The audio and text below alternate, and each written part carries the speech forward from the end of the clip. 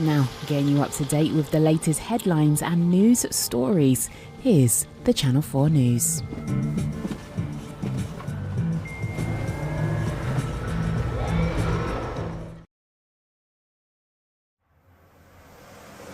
Another barrage deep inside Russia by Ukrainian drones, but Putin says another no to another attempt to end the war.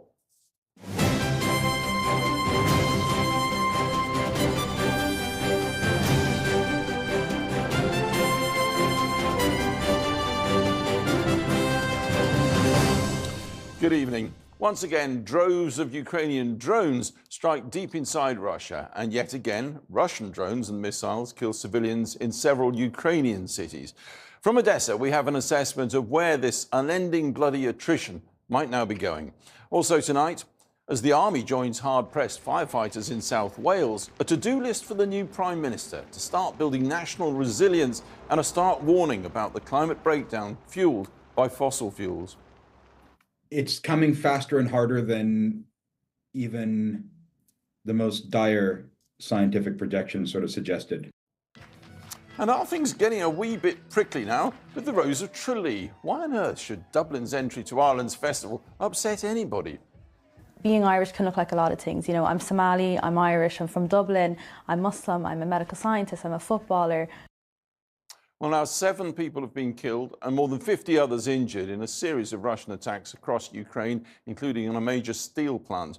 One of the strikes destroyed Ukraine's biggest book market in Kyiv, while 2 publishing companies were also hit.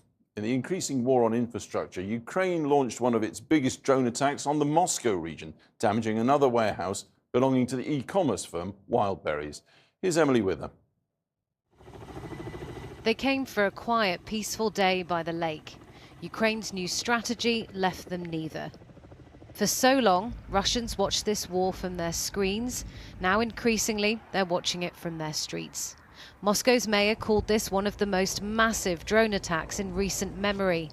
Ukraine launched hundreds of drones across Russia on Sunday, killing at least 6 people, including hitting this Wildberries warehouse, often described as Russia's Amazon. It's their biggest online retailer, and now, according to Ukraine, a supplier for the Russian military, denied by the Kremlin. Here you can see the marketplace for military gear. This summer, it's become a leading target for Ukraine, and Russians are starting to feel the impact. Since July, Ukraine has hit dozens of the company's facilities across the country, the latest setting ablaze this warehouse south of the capital. What we've seen now over the last 6 to 9 months has been an increasing campaign, first aimed at oil refineries and now aimed at logistics hubs and sort of the retail wholesale sector. It is trying to make life more difficult. It is trying to raise the cost of living, raise the cost of energy, make the sort of normal modern life that most Russians are used to living, make it a little bit harder. And it's working. The long lines were back at petrol stations across Moscow amid continued Ukrainian drone attacks on Russia's energy infrastructure.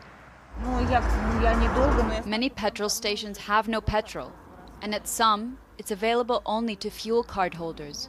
So there are queues everywhere. We'll see what happens next. It's not pleasant.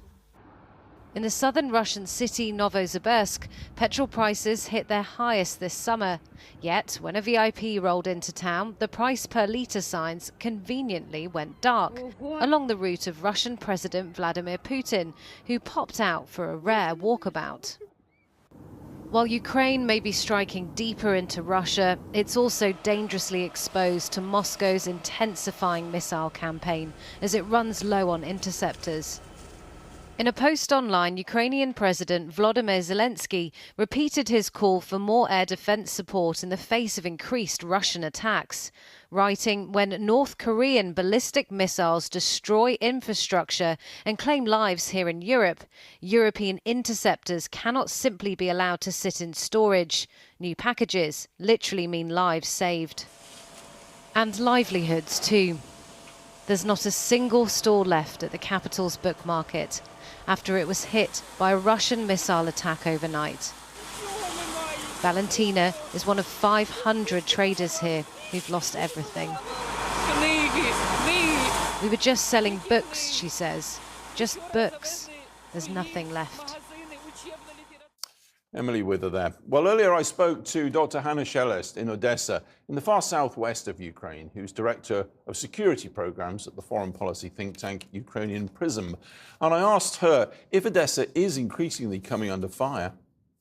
The last months, Russian Federation has increased significantly their attacks against Odessa, both civilian and the port infrastructure. Perhaps this is because, of course, Ukraine has had considerable success attacking the Crimean Peninsula, occupied by Russia, just across the water from where you are. Partially, yes, but it is also the second reason. Let's not forget that now we are in the mid of the harvest season. So exactly when the grain is going to the world market. And at least 70% of the grain exports are being going through the sea and sea export. So closing three biggest ports, that all of them are around Odessa, would be a very serious consequences. So the attacks in the mid of the harvest season, when we don't have a lot of alternatives for the export, it is in fact both for Ukraine, but also for the world grain market, because Russia is one of the biggest competitors of Ukraine when we speak about Middle East, for example. In terms of world politics, is there a sense of exasperation at Donald Trump's conduct, frankly? I would say that the question is not only about the US president, because definitely we knew that he is very unpredictable. Definitely we probably could not imagine the Anchorage meeting with Putin and all those positive references after this. But in general, yes, we could expect what would be his policy. The problem is more general, because everybody became so much afraid of the Russian Federation that they would like to keep the weapons they have inside of their countries. However, the problem is that Ukrainians are killed daily now, and the Russian Federation will attack you with ballistic missiles only if Ukraine fails. So that is the quite a both moral and strategic choice that many countries, especially in Europe, needs to make. And that is much more unexpected for us, I would say, than just the American president. But that's Indeed. also connected with him, because in Europe, they used to think that Americans will come for support, that Americans have the production of the anti-ballistic missiles, for example. But after Iran situation, the changed dramatically. In terms of morale, how are Ukrainians now, years into this? How do people bear up with that? We don't have big successes, that is true, because you need much bigger forces and ammunition for this. But at the same time, the last week we received very good news that Ukrainian armed forces managed to liberate 26 villagers at the Eastern Front. And that can be a very good signal that probably for both for the inability of the Russian forces to occupy more territories, but also that Ukraine still has capacity to return back our land. But if you speak about the general population, definitely it is tiredness. But at the same time, it's still determination. We understand why we are fighting and why this war is important. And yet also all the time, it's clear Ukraine hitting infrastructure night after night, hundreds of miles into Russia. For the last few years, our military industry started to develop their capabilities with which we can strike as far as the deep strikes inside of the Russian Federation. The issue is that we are still not targeting infrastructure. We are targeting refineries because it is important for military supply and for the additional income for the war. We are targeting the military enterprises. And since recently we started to target the warehouses of, for example, Wildberry Company. The reason is that they are used for the dual-use products and they are involved in the military logistics. For Russians, these 4 years of the war, they didn't feel the war. War was some a blockbuster on TV. That's nice, it's very patriotic, but you can't understand that it is war. So Ukrainians would never attack the residential areas, but we are attacking their business and something where they can see the picture that war is real, but not just some nice picture with their elites speaking about patriotism. Hanna Shelest, thanks very much and stay safe. Dr. Hanna Shelest there in Odessa. Now, the successive heat waves have put Britain's infrastructure under increasing strain, from hospital wards which are too hot for staff and patients to roads which have been melting. Andy Burnham chaired a crisis meeting this week to discuss how to safeguard the environment. But why is the country's climate resilience quite so weak? So much of England and Wales exits Heatwave 5 at huge economic, environmental and human cost. The devastation left behind is becoming ever more evident. Fire services across England and Wales have been stretched with almost 1,000 wildfires this year so far. 185 of those in the first 10 days of August alone. Overnight in South Wales, the Ministry of Defence deployed 200 Gurkhas to help fight 14 new fires across the region. Meanwhile, in the West Midlands, residents in Stourbridge have finally been allowed back home as they discover the real extent of what they've lost. And it's not just homeowners, of course, counting the cost. Farmers hit by long drought have had to harvest their crops early, while parched fields have seen low yields. Despite the Prime Minister promising 65 million to help them, some fear it may not be enough. Heat waves, made worse by fossil fuel pollution, are becoming more frequent, hotter, longer. So how can governments better prepare for the future? And what lessons already should be learned? Well, earlier I spoke to the economist, Professor Matthew Agarwala, who's chair of Sustainable Finance at the University of Sussex Bennett Institute. I asked him what advice he would give now to Andy Burnham. So there are two things the government must do immediately. The first thing is every action possible to stop making the problem worse. Right now, we're still emitting far too much carbon. We are still considering opening up new North Sea drilling, and we are still subsidizing here in the UK and globally fossil fuels. That's making the problem worse. In our land use and land use policy, we are building homes, urban towns, centers, shopping centers that do not accord with the latest and most up-to-date technologies for climate resilience, low carbon energy buildings, and protection from extreme heat, floods, and extreme cold. The things we have to do to start making the UK, businesses, the national economy, and individuals and households more resilient are around how do we design new homes? We need clear policy signals around the technologies that are going to be in new homes.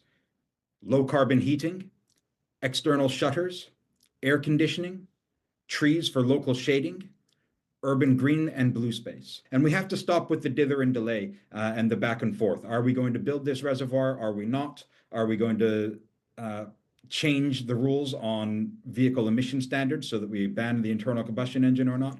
We need clear, consistent signals so that businesses and households can react and respond efficiently. You mentioned it, Rosebank oil in the Atlantic, Jackdaw gas field in the North Sea. To drill or not to drill? What do we do? Don't drill.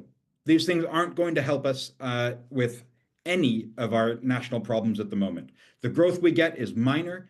They don't actually employ that very many people, and they will just extend our dependence on exactly those energy sources that are causing the energy price crisis that households and businesses are feeling at the moment. Right, there'll be some listening to this saying, we're talking about, this is about your forest fires, wildfires. Why are we talking about carbon emissions? They're two different things. Well, not at all, actually. The science is abundantly clear. The carbon emissions that are coming from fossil fuels and from changing land use are the primary driver of the extreme climate change that we're now facing. And that's what's delivering the extreme temperatures, the heat bombs, the heat waves, the forest fires, the droughts. But also, we might be discussing this in 6 months and speaking about the floods and the frozen pipes and the airports closing because we can't handle the snow. About a year ago, you sat in exactly the same wonderful backdrop talking to my colleague Krishnan Gurumurthy about all of this, but it was in the context of southern Europe, Spain, southern France, Greece. Now we're talking South Wales fires. We're talking the West Midlands. What does that say? It's coming faster and harder than even the most dire scientific projections sort of suggested. This is not just a problem for the Mediterranean anymore. This is a problem here for the UK. And it's going to affect our labor productivity. It's going to affect our health. It's going to affect our infrastructure. We need a whole of economy and whole of society approach to adaptation. And that means everything from different sort of technologies and infrastructure, but it also means things like warehousing for food and strategic food supplies. Because if we face these droughts, our agricultural producers cannot deliver the food that we need here in the UK on their own. And we would need to be importing that. The challenge that we're facing is that we might not just have one drought here in the UK. We might have that at the same time as a drought in Europe, in Ukraine, in India, in Australia, and in the United States. And that is exactly what we see today. And when that happens, the coordinated crises, then the ability of markets to protect us from these shortages evaporates, because there's nowhere else we can import from if everyone else is in the same boat. And that's the perfect storm we may now be entering. Matthew Agarwal, thank you very much indeed for your time. Appreciate it. Thank you. Now, Network Rail has said the line between Lewis and Haywards Heath will stay closed for at least 10 more days. That's after Thursday's derailment, which left 2 people badly hurt. The company said workers would need time to recover the derailed carriages and start repairing the track. Passengers have been advised to use alternative services as replacement buses will have limited capacity. The cause of the derailment on the hottest day of the year is still being investigated. At least 5 people have died in Indiana in the US after severe storms and flooding battered the state this week. Heavy rains have resulted in rivers reaching record levels, forcing hundreds of households to evacuate, while first responders rescued those left stranded by boat. President Trump has approved an emergency declaration for the state as it faces the worst flooding in 30 years. At least 5,000 people have been displaced following yesterday's earthquake in eastern Indonesia, while more than 50 people have now been confirmed to have died. Rescuers continue to dig through debris on the island of Flores, where more than 1,000 homes and other buildings have been badly damaged. The initial 7.7 magnitude quake was followed by over 300 aftershocks. 12 people have been killed and at least 10 others badly injured when a bus crashed in Hungary carrying Polish tourists on their way back from a pilgrimage. Police said it was likely the accident had been caused by the driver falling asleep. The bus, which had 57 people on board and 2 drivers, veered off the motorway and overturned in a ditch, trapping some of the passengers underneath.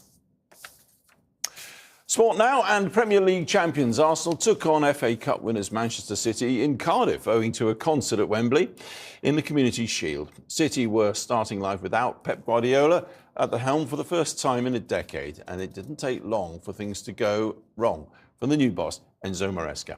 Here's our sports reporter, Jordan Jarrett-Bryan. And so domestic football at the top level returned. Manchester City and Arsenal with the curtain raiser, but it was the red half of the stadium raising the noise when Ricardo Calafiori put the Premier League champions ahead after just 30 seconds. 30 seconds, what a start for Arsenal! Manchester City was struggling to shake off their summer cobwebs and conceded a second.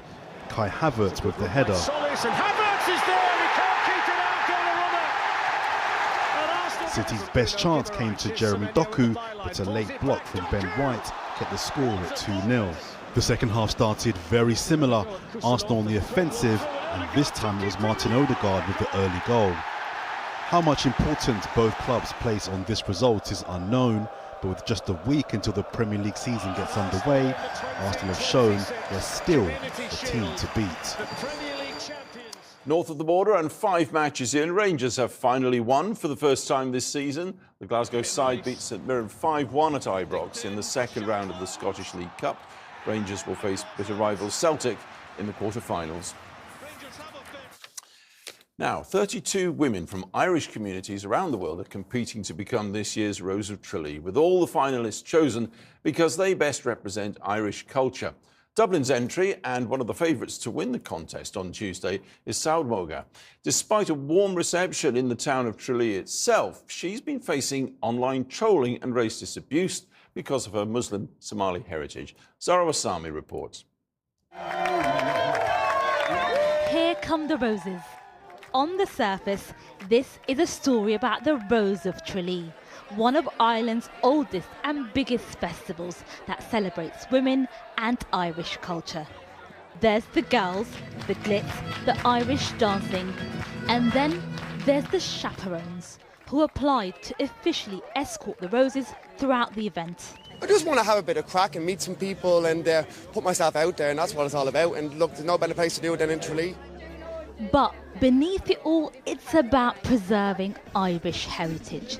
And this year, the selection of Suad Moga as the Dublin Rose has raised a lot of questions about whether she is or isn't Irish. But we'll come back to that later. First, is it a festival or just an old-fashioned pageant?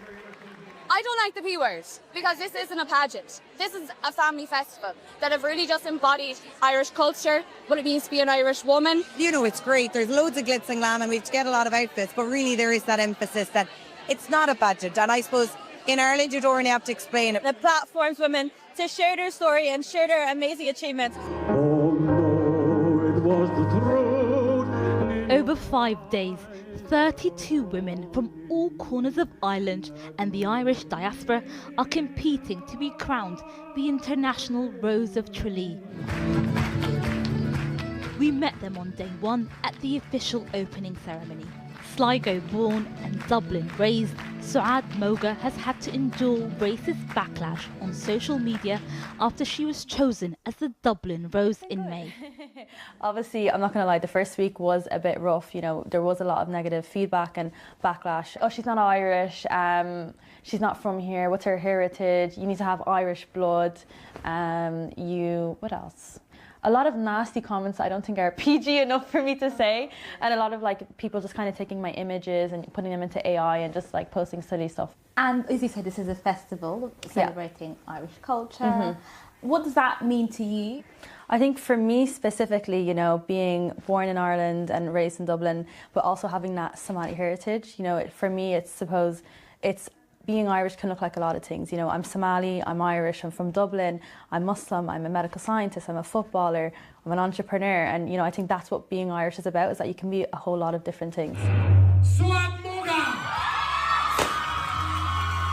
The selection of 25-year-old Suad comes at a time where tensions around immigration in Ireland have risen.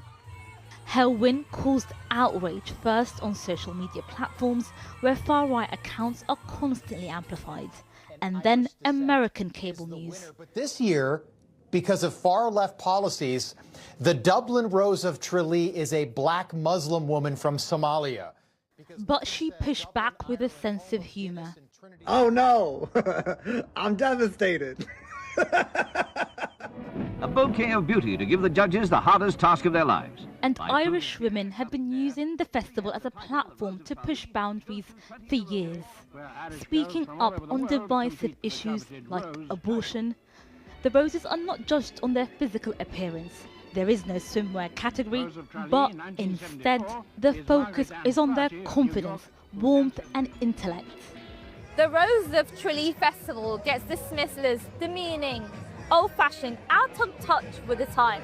But for so many, this annual event has stood the test of time because it celebrates Irish culture loudly in all its forms. And it keeps evolving, even if it means that clashing with today's issue over who is or isn't Irish. I think they'd be friendly, but does it get competitive now? No, it's not at all, to be honest. We're really lucky. All the girls are fabulous in the group and we met the lovely escorts last night. I don't think I could explain the feeling of all of this. Like, it's just amazing. What do you say to people that say, you know, it's 2026, this is a little bit old-fashioned, does it really belong? I think all you need to do is just listen and look at the women that are competing. You know, they're amazing women. There's nothing old-fashioned about any of them. The festival has welcomed women from diverse backgrounds for years, some even won. So it's no surprise the support Suad Moga received has outweighed all the negative noise. I've had fun, I've got to dress up and, you know, meet different communities, but it's so much bigger than me. The Roses ended the day with a celebration of light ceremony. On Tuesday evening, one of them will be crowned the Rose of Tralee, and Suad will be on stage for daring to see herself as Irish. If younger girls are watching this now on Monday and Tuesday and they're seeing me and then they're thinking, you know, maybe there's space for me too, that would mean the world to me, and I've already won. Modern times there for the Roses of Tralee. That's all we have time for this evening. Back 7 tomorrow evening, of course. Till then, that is Channel 4 News. Good evening.